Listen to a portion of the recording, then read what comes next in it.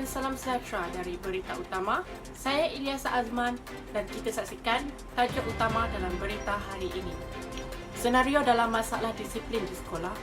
Apakah konsep dan teori yang perlu kita ketengahkan? Punca masalah disiplin di sekolah.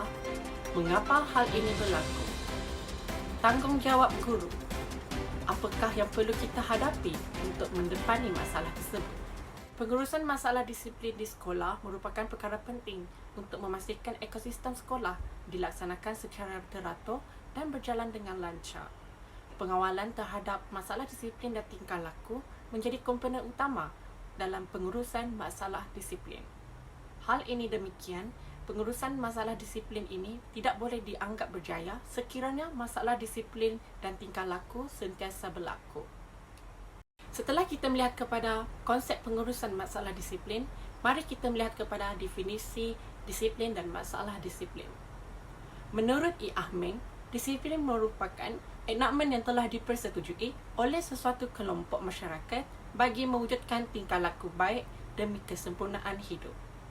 Manakala definisi masalah disiplin daripada Haliza Hamzah menyatakan pengurusan disiplin bermaksud tindakan ke atas masalah tingkah laku yang dipamerkan oleh murid.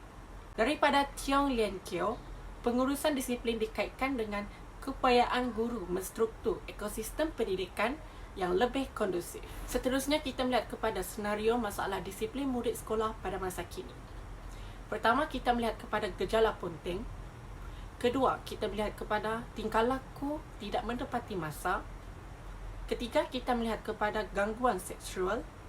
Keempat, kita melihat kepada gejala merokok. Kelima, kita melihat kepada tingkah laku biadab.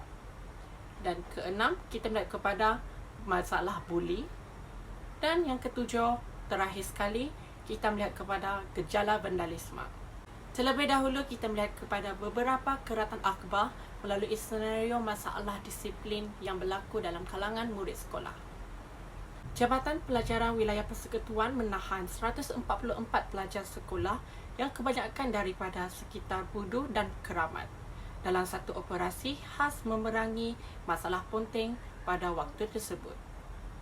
Dan penasihat pada waktu tersebut telah mengatakan bahawa operasi ini dinamakan Job ke Sekolah, iaitu selaras dengan sejak 3 bulan lalu melalui kajian yang mengatakan masalah penting sekolah semakin berleluasa di kawasan Bandaraya Kuala Lumpur. Selepas seorang demi seorang guru tular gara-gara tindakan disiplin yang diambil ke atas pelajar bermasalah, kini sebuah sekolah di Shah Alam pula tular kerana mengenakan denda yang unik kepada para pelajarnya. Rata-rata netizen bersetuju dengan tindakan pihak Sekolah Menengah Kebangsaan Seksyen 7 Shah Alam yang mendenda pelajar lewat dengan menyuruh mereka menunaikan solat duha di dataran perhimpunan. Walaupun masih memakai uniform sekolah, sekumpulan pelajar lelaki dengan rakus mencabut seorang pelajar perempuan yang bertudung. Aksi di tepi parit itu kemudian dirakam menggunakan telefon bimbit sebelum disebarkan sesama mereka. Kisah bermula apabila seorang pengawas yang telah merampas gula-gula getah bentuk rokok di kawasan sekolah yang dipercayai dibeli oleh murid-murid daripada seorang penjajah yang berniaga di luar. Tinjauan sinar harian selama 2 hari bermula kemarin mendapati aktiviti menjajah rancak berlaku di luar sekolah, iaitu Sekolah Kebangsaan Bandar Tasik Puteri BTP 2. Difahamkan aktiviti menjajah dilakukan bermula pada jam 12 tengah hari hingga 1 petang dan kembali semula sekitar jam 6 petang sewaktu murid sesi petang pula. Mereka iaitu penjajah hanya mengosongkan kawasan jika melihat Majlis Perbandaran Selayang datang dan kembali berniaga selepas van penguat kuasa meninggalkan kawasan. Kecoh di media sosial apabila seorang ibu datang ke sekolah agama dan bertindak menyuruh ustazah untuk mengajar anak pendidikan agama merangkak seperti denda yang berlaku pada anaknya. Apabila dilihat kepada klip video tersebut, ustazah tersebut merangkak dan videonya dirakam dan kemudiannya diviralkan di media sosial. 6 murid memberi keterangan dan kesemuanya dibebas dengan ikat jaminan polis. Polis Kedah telah memanggil kesemua 6 murid yang terbabit dalam rakaman klip video kes buli di sebuah sekolah rendah di kawasan Kedah yang tersebar luas di media sosial pada Jumaat lepas. Ketua Jabatan Siasatan Jenayah Negeri, Asisten Komisioner Nasheria telah mengesahkan kehadiran kesemua 6 murid terbabit kemarin pada waktu tersebut dan termasuklah salah satu seorangnya yang disyaki merakam aksi buli yang dikatakan berlaku pada September lalu. Bagaimanapun, beliau berkata kesemua 6 murid tersebut yang masing-masing berusia dalam 13 tahun yang telah dibebaskan dengan jaminan polis pada hari yang sama. Satu rakaman video yang memaparkan aksi gejala vandalisme yang dilakukan oleh sekumpulan pelajar bertindak liar merosakkan harta benda sekolah menerima kecaman dan pelbagai reaksi daripada netizen. Lebih menyedihkan, perkara tersebut dipercayai dilakukan oleh seorang pelajar tahfiz di negeri Kelantan yang berdasarkan lohat percakapan mereka di dalam video yang tular di media sosial. Sekian daripada laporan berita utama. Langsung ke wartawan wawancara di kawasan liputan, Saudari Nina. Baru-baru ni, tular di Twitter mengenai seorang pelajar perempuan yang diugut-ugut oleh rakan lelakinya selepas gurunya melakukan gurau kotor di dalam kelas. Bukan itu je, terdapat juga kes-kes di mana pelajar ponting sekolah, terutama waktu pandemik di mana kita menjalankan pembelajaran dan juga pengajaran secara atas talian. Sebenarnya mengapa masalah ini berlaku? Masalah disiplin pelajar ini berlaku disebabkan oleh beberapa punca dan hari ini kita akan membincangkan 3 isi utama, iaitu yang kita akan lihat yang pertama di dalam bilik darjah, yang kedua di luar bilik darjah dan yang ketiga luar sekolah. Melihat kepada dalam bilik darjah, sebenarnya guru-guru memainkan peranan dalam mendidik ataupun membendung masalah disiplin pelajar ini supaya tidaklah terlalu berleluasa ataupun tidaklah terlalu melampau. Okey, sebenarnya penyampaian guru ketika di dalam kelas ataupun cara pengajaran guru ketika di dalam kelas ini sebenarnya mempengaruhi masalah-masalah disiplin pelajar. Okey, contohlah, guru tu mengajar tetapi cara penyampaian guru tu tidak menyeronokkan. Hal ini boleh menyebabkan pelajar akan tidur di dalam kelas, membuat bising di dalam kelas, mengganggu rakan-rakan di dalam kelas maupun ponting kelas. Maksudnya pelajar ni dah tak berminat untuk belajar, oleh itu dia memilih untuk ponting kelas. Bukan itu je, terdapat juga guru-guru yang melakukan gurau kotor di dalam kelas. Hal ini boleh menyebabkan pelajar-pelajar lelaki berminat untuk mengetahui perkara-perkara ini tetapi tidak kepada pelajar perempuan. Pelajar perempuan merasakan mereka tidak selamat, tetapi pelajar lelaki maupun guru menganggap perkara itu perkara-perkara biasa sahaja dan menganggap semua itu sebagai gurauan semata-mata. Apabila guru melakukan gurau kotor, hal ini boleh menyebabkan ataupun mengakibatkan gejala-gejala negatif seperti pelajar lelaki yang ingin mencuba perkara-perkara tersebut sehingga boleh menyebabkan berlakunya kes halwat maupun sexual harassment terhadap pelajar perempuan. Kita bercakap mengenai kes ponting seperti tadi. Sebenarnya kan, waktu zaman pandemik COVID-19 ni, kita melakukan pembelajaran dan juga pengajaran secara atas talian. Jadi, pernah viral di Twitter, seorang guru sanggup pergi ke kedai makan untuk mendapatkan jaringan internet yang laju untuk mengajar anak muridnya. Tetapi malangnya, tidak ada seorang pun anak muridnya yang menghargai usaha guru tersebut dan cuba masuk ke dalam kelas tersebut. Hal ini begitu menyedihkan. Walaupun guru tersebut telah berusaha untuk mendapatkan jaringan internet, tetapi anak didiknya tidak menghargai dan malah tidak masuk langsung ke dalam kelas. Sebenarnya hal ini bukan sahaja disebabkan oleh guru, tetapi sikap ataupun diri pelajar itu sendiri. Mungkin di rumah pelajar tersebut tidak dipantau oleh ibu bapa ataupun pelajar merasakan tidak penting lagi untuk belajar disebabkan pandemik COVID-19. Oleh itu, hilang minat untuk belajar dan hilang minat untuk meneruskan pembelajaran sama ada di sekolah maupun di rumah. Pelajar ini juga sebenarnya tidak masuk ke dalam kelas kerana memberontak kepada ibu bapa. Mungkin dengan cara ini mereka boleh mendapatkan perhatian daripada ibu bapa dengan melakukan kesalahan-kesalahan ataupun masalah-masalah disiplin seperti melakukan jenayah, merokok, membuli dan sebagainya. Kerana apabila mereka melakukan perkara-perkara seperti ini, maka ibu bapa akan lebih memberi perhatian kepada mereka walaupun sebenarnya perkara yang mereka lakukan itu salah. Rakan sekelas juga sebenarnya memainkan peranan yang amat penting dalam menyebabkan masalah disiplin pelajar ini semakin berleluasa. Contohlah, rakan di dalam kelas mereka itu tidak melakukan kerja sekolah ataupun tidur di dalam kelas tetapi tidak mendapat teguran daripada guru-guru. Hal ini menyebabkan pelajar tersebut beranggapan bahawa perkara tersebut tidak salah ataupun perkara tersebut tidak mendapat tentangan daripada guru-guru. Oleh itu, pelajar akan meniru aksi rakan tersebut di mana mereka akan tidur juga di dalam kelas, tidak membuat kerja sekolah maupun makan di dalam kelas tanpa menghormati guru dan juga rakan-rakan lain. Seterusnya, poin yang kedua iaitu di luar bilik rajah ataupun di sekolah sendiri. Okey, kita tekankan kepada pihak sekolah. Menurut Waller, masalah disiplin pelajar di sekolah boleh disebabkan oleh pertentangan pendapat yang berlaku antara guru dan juga pelajar mengenai suatu persekitaran yang inginkan di sekolah. Bukan tu je, sebenarnya denda yang diberikan secara berlebihan ini juga sebenarnya boleh menyebabkan masalah disiplin pelajar ini semakin berluasa. Bayangkan, pelajar tersebut tidak melakukan kesalahan yang begitu berat, contohnya hanya makan di dalam kelas. Tetapi denda yang diberikan tidak bersesuaian dengan masalah yang telah dilakukan oleh pelajar. Oleh itu, pelajar tersebut akan memberontak dengan cara menimbulkan lagi masalah seperti merosakkan kereta guru, merosakkan harta benda sekolah, melakukan vandalisme, membuli pelajar lain dan sebagainya. Hal ini disebabkan oleh tekanan-tekanan yang diberikan oleh guru kepada pelajar sehingga menyebabkan pelajar merasa tertekan dan ingin melepaskan kemarahan tersebut kepada orang ketiga, dan yang menjadi mangsanya adalah rakan-rakan mereka.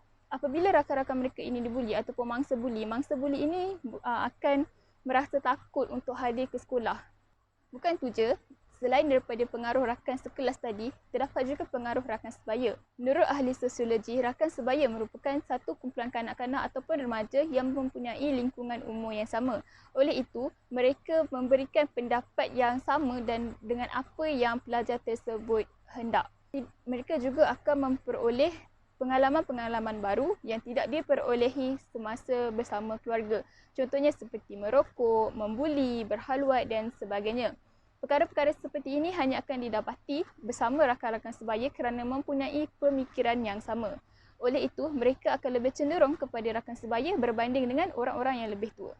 Tidak hanya rakan sebaya, tetapi mereka sebenarnya juga terpengaruh dengan sikap-sikap senior mereka, di mana apabila mereka melihat senior mereka melakukan kesalahan disiplin seperti membuli ataupun merokok, mereka menganggap bahawa perkara tersebut perkara yang luar biasa ataupun perkara yang baru bagi mereka. Oleh itu, mereka juga ingin mencuba perkara tersebut sehingga melakukan kesalahan-kesalahan ataupun masalah-masalah disiplin di sekolah. Kita teruskan dengan isi yang ketiga iaitu luar sekolah.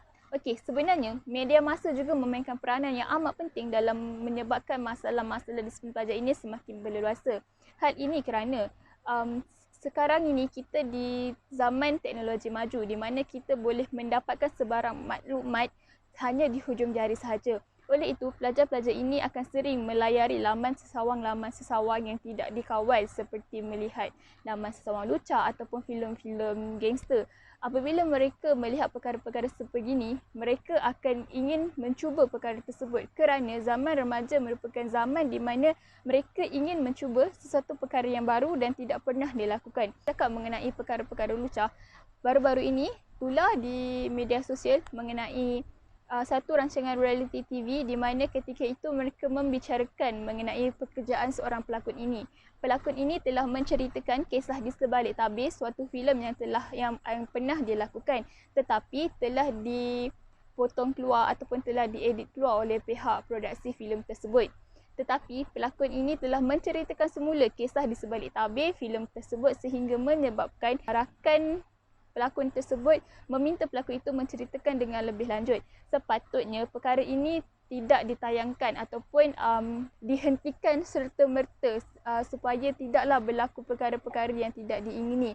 Apabila media massa sendiri tidak mengawal perkara-perkara seperti ini, maka pelajar-pelajar remaja yang meningkat usia akan ingin mencuba perkara-perkara tersebut.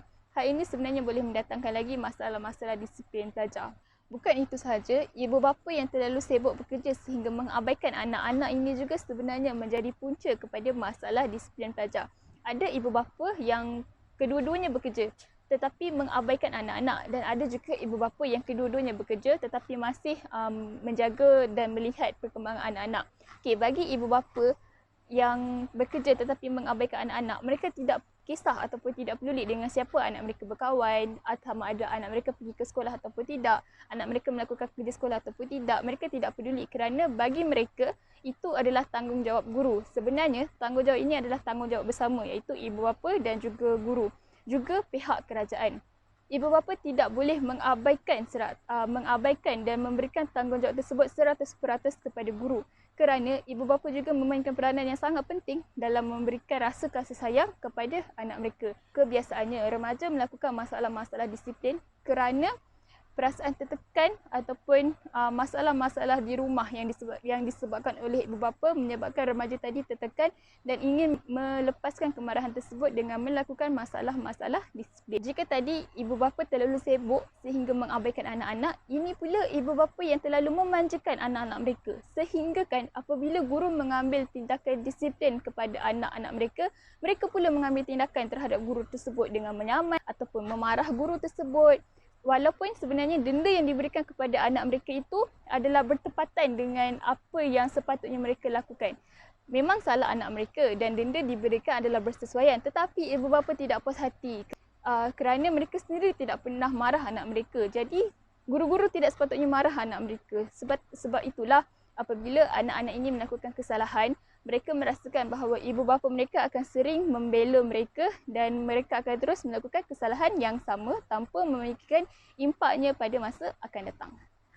Baiklah, itu dia tadi tayangan video daripada Saudari Husnina berkenaan punca-punca berlakunya masalah tingkah laku dalam kalangan murid. Untuk makluman hadirin-hadirat sekalian, pada hari ini kita menerima kunjungan daripada Puan Maisara, iaitu pengetua daripada SMK Seri Mahkota, yang akan bersama-sama kita pada hari ini membincangkan berkenaan peranan guru-guru dalam menangani atau membendung masalah tingkah laku dalam kalangan murid. Selamat datang Puan.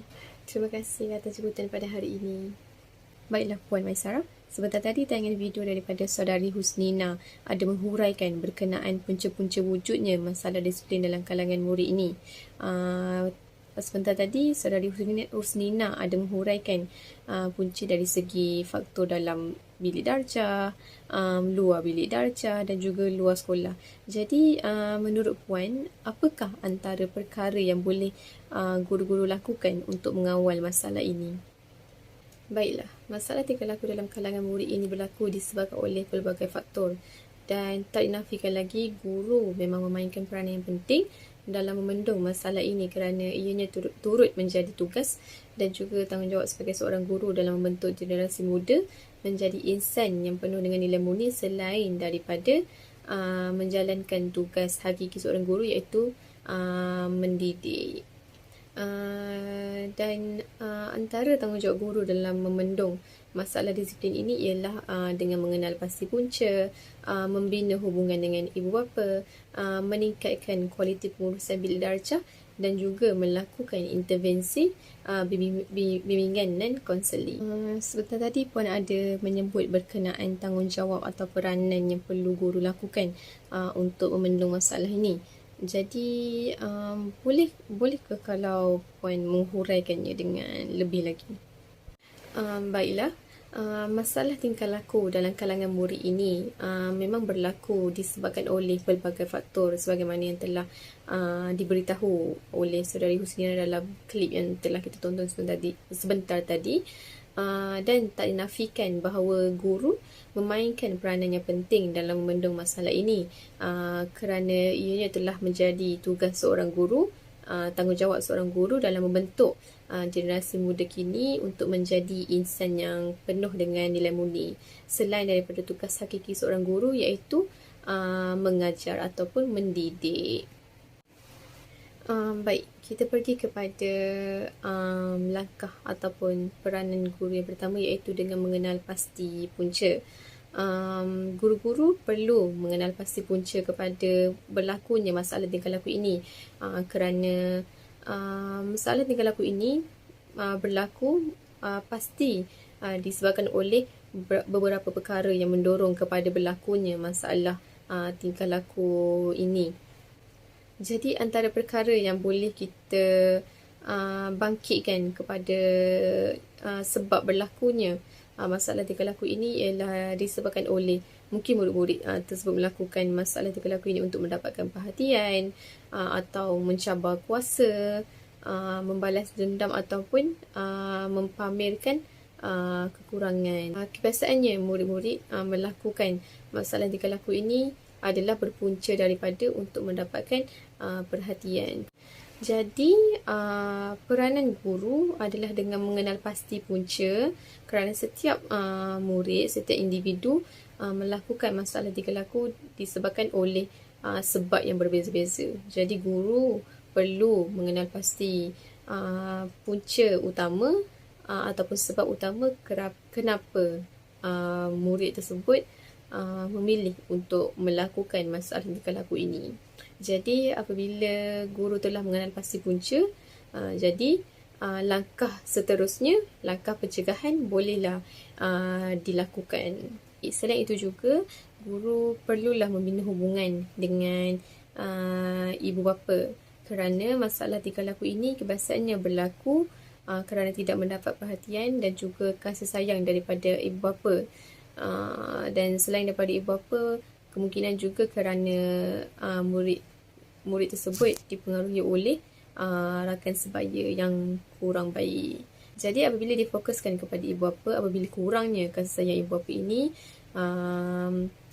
ianya akan mendorong kepada berlakunya masalah tingkah laku dengan tanggapan mereka, iaitu murid itu akan mendapat lebih perhatian melalui cara melakukan masalah tingkah laku.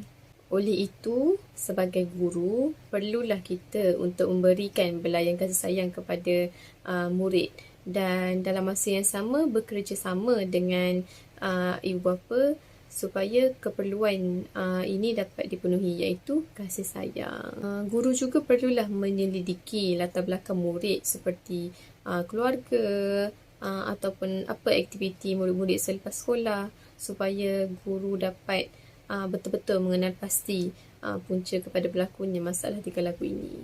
Baik, yang terakhir ialah intervensi bimbingan dan kaunseling. Hal ini kerana bimbingan dan kaunseling amatlah diperlukan dalam mengendalikan masalah tingkah laku dalam kalangan murid ini. Kerana masalah tingkah laku ini mungkin disebabkan oleh murid-murid terdedah kepada rangsangan-rangsangan yang negatif yang mendorong kepada mereka untuk membuat pilihan-pilihan yang salah. Misalnya berjumpa dengan rakan sebaya yang kurang baik dan menyebabkan mereka memilih untuk mengikut tindakan ataupun gerak-geri rakan-rakan mereka. Jadi sebagai seorang guru, kita perlulah membimbing murid-murid ini supaya mereka tahu tindakan yang mereka lakukan adalah salah. Dan sebagai seorang guru juga, kita perlu menyedarkan mereka tentang kebolehan dan kelemahan diri mereka serta membantu mereka memperbaiki sasiah diri. Baiklah, terima kasih Puan di atas kesudian Puan meluangkan masa bersama kami pada hari ini. Sama-sama, terima kasih kerana sudi menjemput saya. Oleh itu, pentingnya sebagai seorang guru untuk lebih mengambil berat berkenaan isu masalah tingkah laku dalam kalangan murid ini kerana sebagaimana yang telah kita tahu, murid ialah generasi yang akan datang yang akan menjadi pemimpin kepada negara kita. Oleh itu, masalah tingkah laku ini perlu dibendung supaya negara kita lebih harmoni. Sekian, itu sahaja pada hari ini berkenaan isu masalah tingkah laku dalam kalangan murid. Terima kasih diucapkan kepada para penonton yang sudi meluangkan masa bersama kita pada hari ini. Sehingga berjumpa lagi di masa akan datang. Assalamualaikum.